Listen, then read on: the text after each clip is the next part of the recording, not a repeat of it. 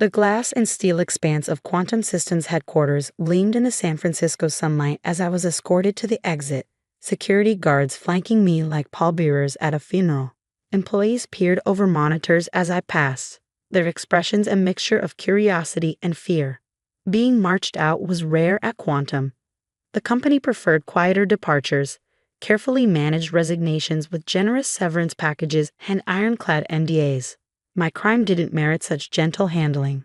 Your personal effects will be shipped to your residence, the head of security informed me, his voice professionally neutral as we reached the lobby. Your company devices have been remotely wiped. Of course they have, I replied, handing over my employee badge. Though you might want to tell Brandon that a remote wipe doesn't overwrite everything. A flicker of uncertainty crossed his face, just enough to tell me my parting shot had landed. My name is Maya Krishnan, and until 30 minutes ago, I was the lead security architect at Quantum Systems, one of the world's most powerful tech companies. Our consumer products were in billions of homes across the globe. Our business software ran Fortune 500 companies, and our operating systems powered everything from smartphones to smart cities. What most people didn't know, what I hadn't known until 4 months ago, was that Quantum also provided specialized surveillance software to governments with troubling human rights records, helping them monitor their citizens with unprecedented precision. Project Oracle, they called it, a system that could predict dissident behavior by analyzing communication patterns, identifying potential regime critics before they even became active. A digital crystal ball that was currently helping 12 authoritarian regimes silence opposition with terrifying efficiency. The Lyft driver who picked me up outside Quantum's campus kept glancing at me in the rearview mirror. "Rough day?" he finally asked. I looked out at the passing scenery, the manicured tech campuses of Silicon Valley, monuments to innovation that concealed darker purposes behind gleaming facades. "Just transitioning," I replied, checking my secure phone. Messages were already flooding in from journalists responding to the files I'd sent last night. Thousands of pages of internal documents, code samples, and deployment records showing exactly how Project Oracle worked and where it was being used. Rebecca Winters from the Washington Post, confirming receipt of all files. "This is explosive. Call me ASAP." Carlos Mendez from The Guardian, "Need to verify your identity before we proceed. Can you meet?" 25 other messages just like them. By tomorrow morning, Project Oracle would be front-page news worldwide. As the car pulled up to my apartment building, I noticed the black SUV parked across the street, 2 men inside, not bothering to be civil about their surveillance. Quantum security team, no doubt, monitoring my movements. They wouldn't risk confronting me directly, not when they didn't yet know what evidence I had or who I'd shared it with. Inside my apartment, I methodically checked for signs of entry. A hair placed on the doorframe still there. The almost invisible piece of clear tape on the drawer containing my passport undisturbed. Paranoid, perhaps, but I'd spent my career thinking about digital security. The physical kind wasn't so different. My laptop, my personal one, not the company device, was where I'd left it, secured with encryption that would take even Quantum's best engineers years to crack. I didn't power it on. Instead, I called Rebecca Winters from a secure line. "Maya, are you safe?" she asked immediately. "For now," I confirmed. "They fired me this morning, as expected." "We're planning to publish tomorrow at 6 a.m. Eastern," she explained. "The Guardian, Le Monde, and Der Spiegel will run simultaneously. Are you prepared for what comes next?" What comes next? Such a simple phrase for the complete upheaval of my life. "As much as anyone can be," I replied. "Have you verified the Iranian documents?" "Yes," she said grimly. 3 dissidents mentioned in the files have been arrested in the past month. 2 are still missing. I closed my eyes, feeling the weight of those lives. When I first discovered Project Oracle while conducting a routine security audit, I tried to believe it was a misunderstanding. That a company founded on the principle of technology for humanity couldn't possibly be helping governments hunt down citizens whose only crime was criticizing their leaders. I'd followed protocol, reporting my concerns to my direct supervisor, Brandon Chen, Executive VP of Security Solutions.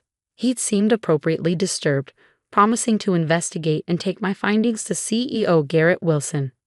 2 days later, I was removed from the security audit and assigned to an unrelated project. A week after that, I received a performance improvement plan citing communication issues and failure to align with company objectives. That's when I knew this wasn't a rogue operation. This was company policy. The lawyers want to know if you signed an NDA. Rebecca continued, bringing me back to the present. Of course I did. Everyone at Quantum does. And you understand that they'll use that against you? That they'll say you're violating confidentiality agreements, maybe even national security protocols. I thought about Amir Javadi, an Iranian student whose name appeared in Oracle's files as a potential disruptive influence based on his text messages criticizing the government. Now missing. I thought about Liu Wei, a Chinese lawyer flagged by Oracle for defending religious minorities, currently serving a 10-year sentence for subversion of state power. Let them try, I said. After hanging up, I packed efficiently, clothes for a week, passport, extra cash, the burner phones I purchased over the past month. My go bag, prepared weeks ago when I first decided to become a whistleblower. As darkness fell, I slipped out through the building service exit, avoiding the watchful SUV. A pre-arranged taxi took me to a nondescript hotel registered under a name that couldn't be traced to me. Tomorrow, when the story broke, I would be unreachable, watching the fallout from a secure location. My phone buzzed with a text from an unknown number. Last chance, Maya Gito willing to talk. Generous terms. Garrett Wilson, reaching out directly. The CEO of Quantum Systems, whose net worth exceeded $50 billion, was worried enough to make a personal overture. I didn't respond. Some lines, once crossed, can't be uncrossed. Some compromises leave permanent stains. Instead, I powered down my phone, removed the battery, and settled in to wait for morning. The explosion came precisely at 6:00 a.m. Eastern, 3:00 a.m. Pacific. Exposed, TCE giant QANTUM C steams BUILT CURVILL Hain C 204 authoritarian regimes, screamed the Washington Post headline. Similar headlines appeared simultaneously across global news outlets. By 5:00 a.m., #quantum surveillance was trending worldwide. By 7:00 a.m., Quantum stock had dropped 17% in pre-market trading. By 9:00 a.m., the company had issued a carefully worded statement. Quantum Systems categorically denies providing specialized surveillance technology to foreign governments. The documents in question have been taken out of context by a disgruntled former employee. I watched it all unfold on the hotel television, feeling strangely detached, as if observing someone else's story. My phone, newly activated with a fresh SIM card, buzzed constantly with messages from journalists seeking additional comments. At 11:42 a.m., my sister Priya called from New York. "Oh my God, Maya," she said when I answered. "It's you, isn't it? The unnamed senior security architect in the Post article. How did you know?" "Because you've been weird and evasive for months, and because I know my sister. Are you safe? Do you need help?" I hesitated. Involving family meant putting them at risk too. "I'm okay, but it's better if you don't have details right now. They're saying terrible things about you on the news," she warned. "Quantum's PR team is in full damage control. They're calling you unstable, said you were fired for erratic behavior." "Standard whistleblower playbook," I replied, trying to sound calmer than I felt. "Discredit the source when you can't dispute the facts." "The Quantum app on my phone, should I delete it?" "Yes," I said immediately, "and tell everyone you know to do the same." By evening, the story had evolved. Technical experts had reviewed the code samples I provided, confirming they contained sophisticated surveillance capabilities.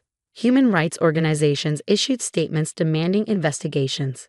Congress announced emergency hearings, and then came the message I'd been dreading. They found Archer. Get to secure location now. Archer, my oldest friend and former colleague at Quantum, who had helped me gather evidence about Project Oracle. I'd been careful to keep his name out of my disclosures, but Quantum's internal investigation must have uncovered his involvement. I checked out of the hotel immediately, abandoning my careful plan for a new one. If they'd identified Archer, I was no longer operating in theoretical danger. 3 days later, I sat across from Rebecca Winters in a secure location, watching her review the additional documents I'd kept in reserve, my insurance policy. "This goes even deeper than what you initially shared," she said, scanning the files. "Project Oracle isn't just passive surveillance. They're actively manipulating online discourse in these countries, amplifying certain voices, suppressing others. Digital social engineering, I nodded. It's not just about identifying dissidents, it's about creating environments where dissent becomes socially unacceptable. And Quantum built this willingly.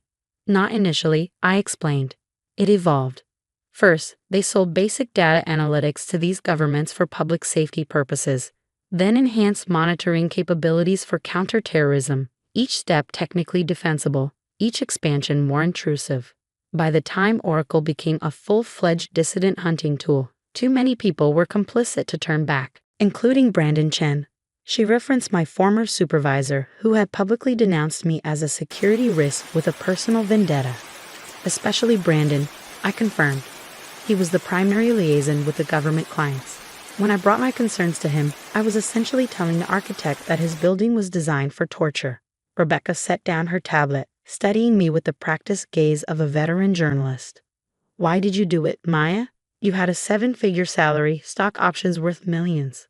You were at the pinnacle of your field. I thought about the question carefully, not because I didn't know the answer, but because the truth was both simple and complicated. My parents came to America from India in the 1980s, fleeing political persecution. I said finally. My father was a journalist who criticized the government during the emergency period. He always told me that technology should liberate people, not imprison them. When I discovered what Oracle was doing, I couldn't reconcile it with anything I believed about my work, my company, or myself. You could have walked away quietly, she pointed out, found another job, left the moral compromise behind, and let them keep hunting people whose only crime was speaking their minds. I shook my head. I spent my career building digital walls to protect people. I couldn't just watch as those same skills were perverted to cage them instead. 1 week after the initial story broke, Quantum Systems stock had lost over $80 billion in value. The company faced investigations from Congress, the SEC, and the Justice Department. Several major clients had suspended their contracts pending review. The personal cost was equally severe. My bank accounts were frozen on dubious legal grounds. Quantum had filed a civil suit against me for breach of contract, theft of proprietary information, and corporate espionage. My professional reputation, at least within the conventional tech industry, was destroyed. Brandon Chen had given interviews painting me as an unstable, attention-seeking employee who had misunderstood legitimate security products. CEO Garrett Wilson had appeared before Congress, offering careful half-truths that acknowledged some international contracts, while denying direct knowledge of how the technology was being used. Then came the breakthrough. An internal Quantum whistleblower, someone still inside the company, leaked emails directly contradicting Wilson's testimony. Emails showing he had personally approved Project Oracle's deployment in 2 countries after being explicitly briefed on its capabilities and purposes. The day after those emails became public, I received an encrypted message from an anonymous source inside Quantum. Chen cleaning out his office. Wilson called emergency board meeting. They're burning everything. Thank you for your courage. 3 days later, Garrett Wilson resigned as CEO of Quantum Systems. Brandon Chen was placed on administrative leave. The company announced it was reviewing all international contracts and recommitting to ethical technology deployment. Too little, too late. 2 months after my firing, I testified before Congress, describing in detail how Project Oracle had evolved from basic analytics into a sophisticated tool for tracking, predicting, and neutralizing political dissent. Ms. Krishnan, one representative asked, do you believe Quantum Systems leadership fully understood how their technology was being used? Not only did they understand, I replied, they specifically designed it for those purposes. Project Oracle wasn't a legitimate security tool that was misused. It was created to do exactly what it did: help repressive governments identify and neutralize opposition before it could organize. And when you brought these concerns forward internally, I was silenced, sidelined, and ultimately terminated. The legal battles continue for years. Quantum Systems spent millions trying to discredit me, frame me as a thief and a liar, bury me in litigation. I countered with the support of digital rights organizations, pro bono attorneys, and a court of public opinion. 3 years after becoming a whistleblower, I stood outside the federal courthouse following the settlement announcement. Quantum had agreed to pay $1.2 billion in fines, establish an independent ethics oversight board, and terminate all contracts related to Project Oracle. They had also finally dropped their lawsuits against me. A junior reporter approached cautiously. Ms. Krishnan, do you feel vindicated? I considered the question. Vindication implied a personal victory. This wasn't about me. I feel hopeful, I replied instead. Hopeful that technology companies will recognize that building tools of oppression, no matter how profitable, has consequences. Hopeful that more insiders will speak up when they see ethical lines being crossed. What about your career? Your former colleagues say you'll never work in tech again. I smiled slightly. I'm currently consulting with privacy advocacy groups and teaching digital ethics at Berkeley. It turns out there's plenty of work for someone who understands exactly how technology can be weaponized against the vulnerable. Later that evening, I received an email from a name I didn't recognize, but an email server I did, Quantum Systems. I was hired to replace you as security architect. Today they asked me to review a new analytics package for election security in a Southeast Asian country. I remembered your congressional testimony. What should I do? I thought carefully before responding, remembering my own journey from loyal employee to whistleblower, the personal cost balance against the moral imperative. Document everything. Trust no one inside the company. Contact me through secure channels. Then I added, the source code of our lives isn't written in programming languages. It's written in the choices we make when no one is watching and the stands we take when everyone is. Sometimes the most important firewall isn't digital at all. It's the ethical boundary between what we can build and what we should build. In crossing that line, Quantum had corrupted its own source code. In exposing that corruption, I'd finally fulfilled my true role as a security architect, protecting people, not systems. 5 years after the quantum revelations, I published a book titled The Source Code: Ethics and Accountability in the Digital Age. In the acknowledgments, I thanked the unnamed whistleblowers who had followed in my footsteps, exposing similar programs at other technology companies. We have formed an invisible network of conscience within the tech industry. Engineers, designers, and executives united by the belief that technology should liberate rather than control, connect rather than divide, empower rather than oppress. The black SUVs had long stopped following me. The threats had dwindled to occasional online harassment.